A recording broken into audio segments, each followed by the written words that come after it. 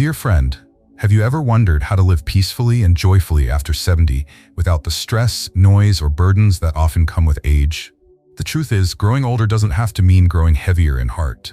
Sometimes it's about letting go of desire, of control, of the things that no longer serve us. In today's video, we'll explore 7 things you should avoid to maintain a calm, low-desire lifestyle. One that brings you more peace, more clarity, and more meaning.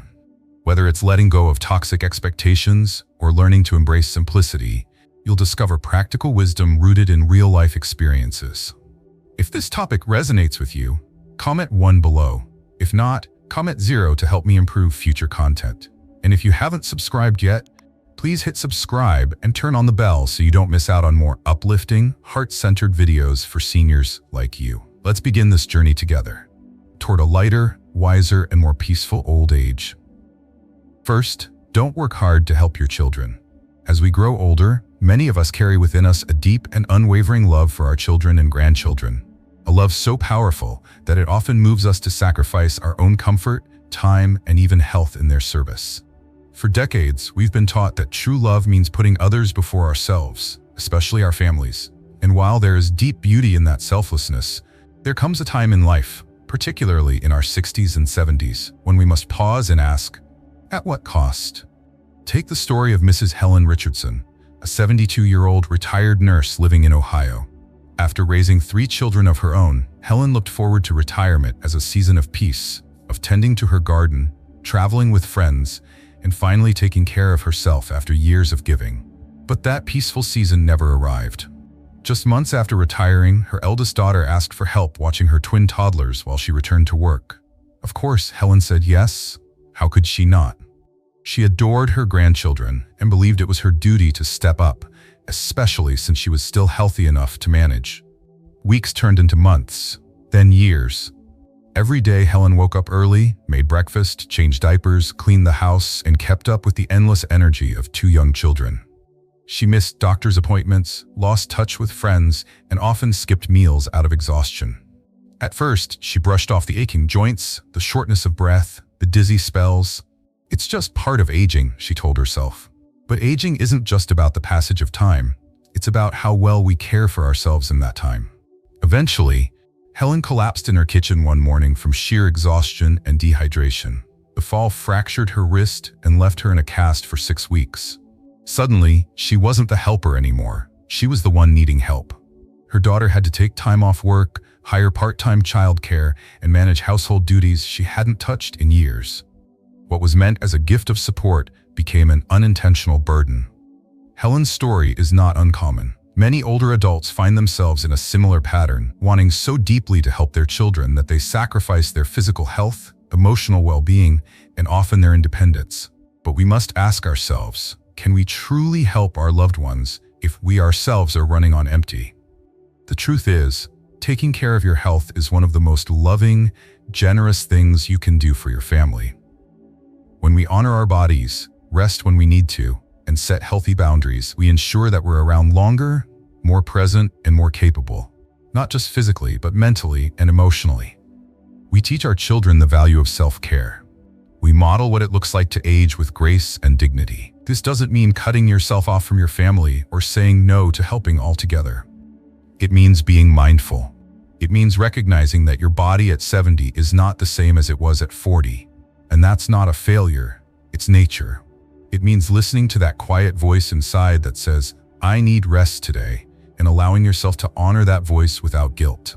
If you're a parent or grandparent in this chapter of life, know this: you don't have to prove your love through exhaustion. You've already given your best for decades. Now is the time to care for yourself just as fiercely. Your children and grandchildren will still feel your love, in your wisdom, your stories, your smile, and your presence.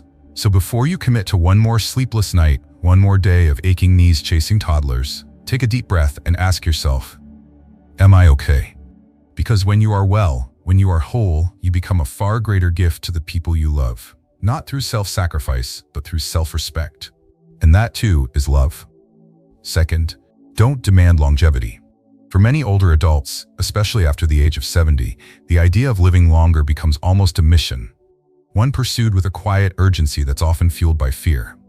We don't talk about it much, but behind every bottle of supplements, every new health gadget, and every wellness trend is a deeper desire to hold on, to stay here, to be strong, to outpace the natural course of aging. But in chasing more years, some people unknowingly trade the very things that make those years meaningful: peace, connection, and dignity. Take the story of Mr. Gerald Thompson, a retired engineer from Arizona. At 75, Gerald had always been a practical man, someone who believed in science and structure. After losing his wife, he grew increasingly anxious about his health and future. What began as a few vitamin supplements turned into an all-consuming quest for longevity. He invested thousands in infrared saunas, peptide injections, vibration plates, and an array of anti-aging therapies he read about online. His days revolved around managing his health routines: smoothies at 7, stretching at 9, a specific breathing regimen by noon. Family visits became infrequent, and conversations increasingly centered around his latest treatment or biohacking discovery. His adult children, once close, began to pull away. What they longed for was not the version of their father obsessed with avoiding death, but the one who used to laugh easily, cook big breakfasts, and offer calm, grounded advice. The deeper Gerald dived into the pursuit of longevity, the more isolated he became. The very tools that promised a longer life also distanced him from the life he was still living. In his quiet moments, he began to feel it, a gnawing emptiness, not cured by supplements or exercise. That's when he realized he had been investing in time, but not in the moments that make time matter. This story, though personal, is echoed in countless households. It's natural to want to live longer, to delay the inevitable, but we must be careful not to lose ourselves in the process. Obsessing over longevity can sometimes rob us of what we already have. The simple joys, sharing a meal with someone we love, tending to a garden, feeling the warmth of the sun on our skin, are pushed aside for fear-driven habits and unpromised results. The truth is, not every year we add to life is a blessing if it's filled with anxiety, loneliness, or obsession. What we need instead is a shift in perspective. A long life is not necessarily a good life if it's void of love, meaning, and serenity. There is quiet strength in accepting that life, in all its fragility, is meant to be cherished, not prolonged at all costs. What Gerald eventually discovered was that peace came not from adding years, but from adding meaning to the years he had left. He began inviting his grandchildren over again, sharing stories, teaching them to build things in the garage like he used to. He put away most of the machines and stopped obsessively counting his supplements. In their place, he found connection, joy, and the kind of health no product could ever buy: emotional well-being and a life lived fully in the moment. For those of us in our 70s and beyond, perhaps the better goal is not simply to live longer, but to live well.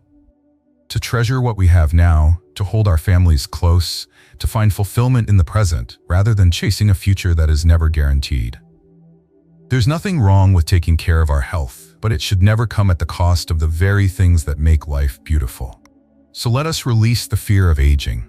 Let us stop measuring our worth in years and instead measure it in presence, in purpose, in love shared, and memories made. Because in the end, the true legacy we leave behind isn't in how long we lived, it's in how deeply we lived and how fully we loved. Third, don't seek to make money. There's a belief many of us carry through life that financial success is the foundation of happiness, that if we just save a little more, earn a little more, we'll finally feel secure, at peace, fulfilled. And for much of our adult lives, that belief can serve us well. It motivates us, helps us build a future, take care of our families. But something changes when we reach our 70s. The pursuit that once felt purposeful begins to feel heavy. The race for wealth, once exhilarating, becomes exhausting. And for many, it turns from a source of pride into a silent burden. Consider the story of Mrs. Lorraine Matthews, a 74-year-old widow living in a quiet suburb outside Denver. After retiring from her job as a school secretary, Lorraine felt uneasy about the sudden shift in routine.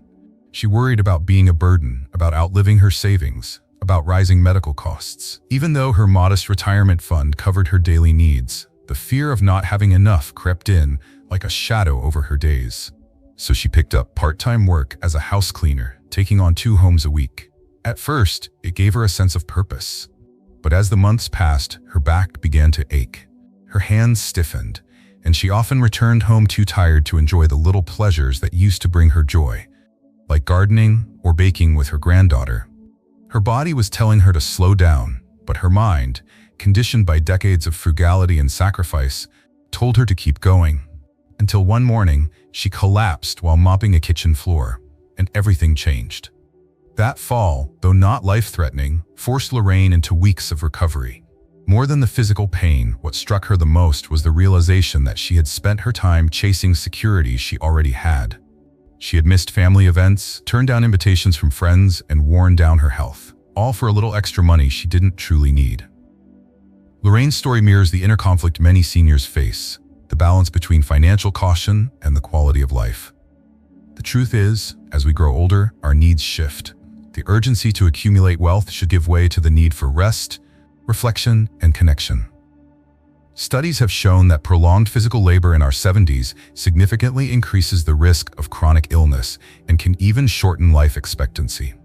Yet the fear of not having enough pushes many to keep working beyond their limits, not realizing that this very fear can become a thief, stealing time, health, and joy. It's time to reframe what enough means. Enough isn't a number in a bank account. It's having a warm home, enough food, access to healthcare, and loved ones to share your life with. Most elders, especially those who've already reached their 70s, have long mastered the art of budgeting, living simply, and making do. They've weathered recessions, raised families, and endured loss. They know deep down that peace doesn't come from the pursuit of more, but from learning to fully appreciate what already is. Health, not wealth, should be the priority now. Rest, not revenue. Joy, not just security. It's in this stage of life that we're given a rare opportunity to slow down, to savor the sunrise, to laugh with grandchildren, to tell stories that outlive us. These are the riches that truly matter. So if you find yourself still chasing financial goals, ask yourself, what are you truly chasing and at what cost? Trust that your life, your presence, and your wisdom are already of immense value to those around you. You don't have to keep proving your worth through labor. You've earned the right to rest. You've earned the right to enjoy what you've built, and you've earned the freedom to live these later years, not in pursuit, but in peace. Because in the end, it won't be the dollars we've saved that our families remember. It will be the warmth we brought, the stories we told, and the love we shared. That is the wealth that lasts. If you found these insights valuable, let me know by commenting yes below. Your thoughts matter, and I'd love to hear from you. Fourth, don't be driven by lust. As we grow older, the meaning of love, companionship, and intimacy often shifts in profound ways. In our youth, relationships may be driven by passion, attraction, and a need for emotional affirmation. But in our later years, especially after the age of 70, those foundations must give way to something deeper, more enduring, and more meaningful. Unfortunately, many older adults still find themselves caught between the lingering pull of youthful desires and the quiet wisdom that comes with age. This tension, if not approached with self-awareness, can lead to decisions that bring more harm than happiness. It is natural and completely human for older individuals to still experience sexual desire. Aging does not erase that part of us. However, what becomes increasingly important is how we respond to those desires. At a time when the body is more fragile, the mind more reflective, and relationships more delicate, the pursuit of fleeting physical pleasures can jeopardize the very peace and stability we've spent a lifetime building. When lust becomes the guiding force in one's decision-making, it often overshadows the emotional needs that truly sustain us in old age. Needs like companionship, security, mutual respect, and emotional support. Many seniors, in an attempt to relive the passion and excitement of their earlier years, begin to romanticize the idea of starting over. They believe that a new relationship might bring renewed purpose or vitality. But these pursuits, especially when based primarily on physical attraction or emotional voids, can be misleading. The risk is not only personal disappointment, but also emotional harm to existing relationships, with children, family, and long-standing partners. What was once a stable and loving environment can become fractured by impulsive choices that do not align with the wisdom of one's age. In reality, the later years of life should be about cherishing emotional intimacy over physical desire. The value of having someone who knows your habits, understands your history, and shares your values becomes far greater than chasing novelty. The quiet conversations over morning coffee, the shared laughter over old memories, the comforting presence of someone who has stood beside you through life's seasons. These are the bonds that enrich the soul and bring lasting joy. It is these emotional connections that help ease the loneliness, ground us in our identities, and provide a sense of being truly known and accepted. Moreover, impulsive decisions driven by lust can carry lasting consequences. Families may become distant, trust may erode, and one's dignity may be compromised. The sense of being respected and valued by one's children and community is often rooted in consistency, responsibility, and the legacy we leave behind. Protecting that legacy requires discernment, recognizing that true intimacy in old age is less about physical needs and more about emotional fulfillment and spiritual harmony. As we age, our focus should shift toward cultivating inner peace, embracing simplicity, and preserving the relationships that matter most. Health, emotional stability, and a deep sense of belonging are far more rewarding than the temporary thrill of a new romance. The love that grows through decades of shared life, through both joy and suffering, is irreplaceable. It is a kind of love that no new infatuation can replicate because it is rooted in trust, patience, and enduring care. Let us remind ourselves that aging is not a loss of value, but a deepening of it. True happiness in our later years comes not from seeking excitement, but from recognizing the richness of the life we've already built. It comes from choosing peace over chaos, depth over distraction, and companionship over temptation. When we prioritize these values, we protect not only our hearts, but also the harmony of our families and the dignity of our final chapters. That is the love worth holding on to. Fifth, don't engage in excessive socializing. With the passing of time, one of the quiet truths we begin to realize is that not everything we once held onto will remain with us. Time has a way of reshaping every aspect of our lives, our bodies, our routines, and perhaps most notably, our social circles. The relationships that once surrounded us in our younger years, the friendships that colored our days, and the vibrant communities we were part of inevitably shift with age. By the time we reach our 70s, it becomes clearer than ever that life moves in phases, and so do the people within it. Many friends move away, others grow distant, and some, heartbreakingly, pass on. What once felt like a world full of faces becomes quieter, more intimate. And while that can feel lonely at first, it also offers something deeply meaningful. Clarity about who and what truly matters. This reality isn't something to resist, it's something to embrace. Trying to maintain the same level of social activity as in our 40s or 50s can be draining. The constant flow of conversations, obligations, events, and acquaintances is no longer what our hearts or bodies seek. In fact, trying to keep up with those rhythms often leaves us feeling emptier, not fuller. Instead, there is wisdom in allowing life to simplify, in letting the outer world quiet down so we can deepen the relationships that have stood the test of time. Even those in the public eye have faced this evolution of connection. Consider Katharine Hepburn, the legendary actress who, after decades of stardom, retreated from the spotlight in her later years and chose a quieter life in Connecticut. She once reflected on how the bustling social scenes of Hollywood were no longer necessary for her happiness. As her circle grew smaller, her life became richer in other ways, filled with time spent in her garden, writing, and cherishing family. Her solitude was not a sign of sadness, but of deep contentment. She understood something many fail to realize. The end of large gatherings doesn't mean the end of joy. Rather, it's a return to what brings us peace. This is what many seniors slowly come to understand, that the friends who have moved on, whether through time, distance, or death, have played their role in our story. Their chapters are closed, and there's no need to cling to what was. What remains, especially the bonds with our spouse, our children, and our grandchildren, becomes the very fabric of our emotional well-being. These are not just relationships, they are lifelines. The laughter of a grandchild, the comforting silence shared with a partner, the warmth of a son or daughter visiting after a long week, these become the heart of daily life. In old age, there is no longer the pressure to maintain appearances or impress a crowd. You don't need to prove your worth through a busy calendar or a large network of acquaintances. You've done enough, you've lived enough, and now you are allowed to simply be. To sit quietly with those you love, to be known without explanation, to be valued not for what you do, but for who you are. It's okay to feel the loss of the many friendships that once filled your life, but don't let that sorrow blind you to the beauty of what remains. You've entered a chapter where the simplicity of life is the reward, not the absence. This is the time to draw close to your family, to appreciate the ordinary joys, The shared meals, the long walks, the gentle conversations that linger in memory. These are the treasures of aging. In the end, it's not about how many people surround you. It's about who stays when everything else fades. As all gatherings eventually come to an end, what remains is the enduring love of your family. That is where real happiness lives. Let it be enough. Let it be everything. 6. Don't travel extensively in life.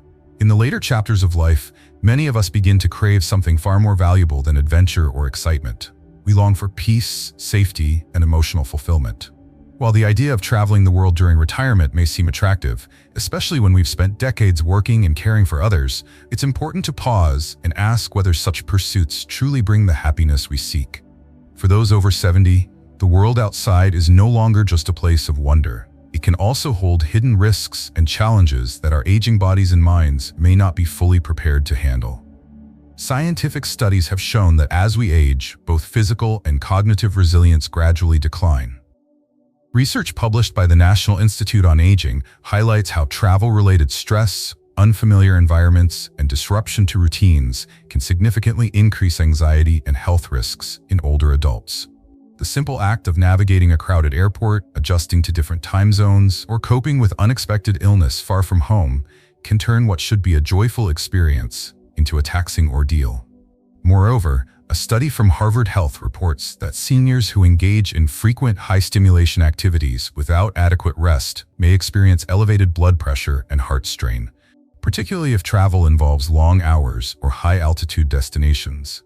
These risks are not always apparent at the beginning of a trip, but they accumulate over time, often catching older travelers off guard. Beyond the physical toll, there's also the emotional and psychological aspect to consider.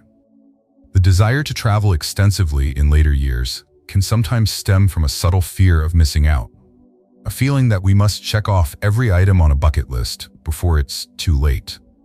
But this mindset can become a distraction from what actually brings meaning and peace. Chasing new experiences out of pressure or comparison can lead to restlessness rather than joy. Instead of grounding us in gratitude, it can pull us away from the very people and places that offer us real comfort. Our homes, our families, and our daily routines. The truth is, the most beautiful moments of old age are not found on distant beaches or atop faraway mountains. They are found in the simple rhythm of everyday life. A familiar chair by the window, a walk through a quiet park, a meal shared with a loved one. These small rituals offer a sense of safety and fulfillment that no travel destination can match. They invite us to slow down, reflect, and truly live in the moment. Not rush through it chasing something that may not bring us lasting joy. Rather than placing pressure on ourselves to do more or see more, old age is a time to appreciate what already is. It is the season to turn inward, to care for our bodies, to nurture the bonds that sustain us, and to cultivate peace within. A low-desire lifestyle, not in the sense of giving up, but in choosing what matters most, can bring clarity, contentment, and a kind of happiness that runs deeper than thrill or novelty. True freedom in this stage of life is not about moving from place to place, but about resting in the knowledge that you have enough, that you are enough, and that life itself, lived simply and meaningfully, is the greatest gift of all. If you found these insights valuable, let me know by commenting yes below. Your thoughts matter, and I'd love to hear from you. 7th, don't overindulge your adult children. In later life, many parents, especially those over 65, find themselves carrying burdens they never anticipated. After decades of sacrifice, raising children with love, and hoping for a peaceful retirement, some instead find themselves locked in a cycle of endless caregiving, not for young children, but for their grown sons and daughters. This often comes not from obligation, but from deep parental love, the desire to see their children thrive, feel secure, and be happy. However, what begins as help too often evolves into overindulgence, a pattern that can lead to emotional burnout and a troubling imbalance in the parent-child relationship. Consider the story of Mr. Harold Green, a 73-year-old widower living in Ohio. After his retirement, Harold envisioned a slower, more peaceful life. He had spent years managing a small hardware store, saving diligently, and dreaming of spending more on his porch, reading and enjoying his garden. His son, recently divorced and struggling financially, moved back in with his 2 young children. Harold, wanting to be helpful and understanding his son's difficult situation, offered to take care of the kids during the day so his son could work and get back on his feet. What started as a temporary arrangement slowly turned into a daily routine. Harold cooked every meal, did all the cleaning, and became the full-time caregiver for his grandchildren. His days, once his own, were now packed with responsibilities he hadn't planned for. Over time, his son stopped contributing financially, expected meals to be ready, and rarely acknowledged his father's growing exhaustion. This quiet reality has become increasingly common. Studies from the Pew Research Center have shown that multi-generational households are on the rise, and while they often come with benefits, they also increase the risk of role confusion and unspoken expectations. When boundaries are not clearly defined, the older generation can easily become the default caregivers, often at the expense of their own health and well-being. The problem does not stem from love, but from imbalance. Elderly parents, especially those who live alone, may feel that continuing to give is a sign of dedication. They feel responsible for solving their children's problems, for supporting them even when they are fully capable adults. This impulse, while noble, can have lasting consequences. Over time, adult children may come to expect constant support, leading to emotional entitlement rather than gratitude. This can erode respect and place the parent in a role of servant rather than elder, a painful and degrading shift that leaves many feeling invisible and exhausted. Setting boundaries is not a sign of rejection, it is a form of wisdom. There comes a time when a parent must recognize that continuing to carry every responsibility is no longer loving, it's enabling. Children, regardless of age, must learn the value of independence, resilience, and shared responsibility. It is through these lessons that they grow into mature adults who can manage their own households and care for their own families. Elderly parents should not feel guilty for stepping back. Instead, they should feel empowered to reclaim their time, their health, and their joy. Boundaries are not walls. They are guidelines for mutual respect. Aging is not a time to disappear into obligation. It is a time to rediscover what brings personal fulfillment, hobbies, friendships, rest, and reflection. By encouraging adult children to take ownership of their lives, elderly parents are not abandoning them, they are helping them grow. And in doing so, they give themselves the space to finally live their own lives, not as caretakers, but as individuals who have earned peace. The love between parent and child is not weakened by this shift. It is deepened by the mutual understanding that everyone deserves rest, respect, and the freedom to enjoy the years they have worked so hard for. So now, dear friends, as we close this journey together, I invite you to pause and take a deep breath. At 70 and beyond, life isn't about racing anymore. It's about feeling, about choosing peace over pressure and meaning over more. You've earned this chapter. Let it be filled with simplicity, stillness, and the love that truly matters. Let go of what weighs you down, whether it's unnecessary desires, toxic obligations, or the fear of not doing enough. What you have now, who you are now, is already enough. If this message touched your heart, please comment below and share your thoughts. I'd love to hear what resonated most with you. If you feel someone else needs to hear this, share the video with them. And if you haven't already, subscribe to this channel and turn on the bell so you never miss a chance to reconnect with what matters most in your golden years. Together, let's build a community of grace, gratitude, and joyful aging. Thank you for being here. Until next time, may peace find you in the quiet moments.